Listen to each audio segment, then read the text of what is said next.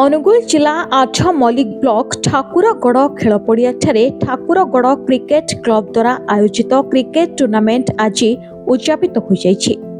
ଆୟୋଜିତ ଟୁର୍ଣ୍ଣାମେଣ୍ଟରେ 8ଟି cricket team ଭାଗ ନେଇଥିଲେ। ଉଦ୍ଯାପନୀ ଦିବସର ଫାଇନାଲ ଖେଳ ଭେଜିଗୋଠ ଟିମ୍ ସହିତ ଠାକୁରଗଡ଼ ଟିମ୍ ମଧ୍ୟରେ ଅନୁଷ୍ଠିତ ହୋଇଥିଲା।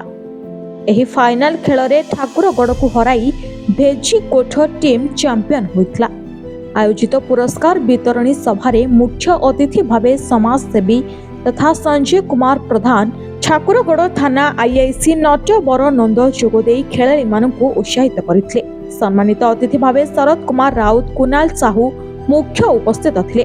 चैंपियन दल को प्रथमे पुरस्कार भावे नगद 5,000 टंका सहित मानपत्र और ट्रॉफी एवं रनर्सअप दल को नगद 3,000 सहित मानपत्र और ट्रॉफी अतिथि मानक द्वारा प्रदान कर टूर्नामेंट रे अंपायर भावे कालंदी सेनापति और चिन्नू साहू खेल परिचालना करथिले।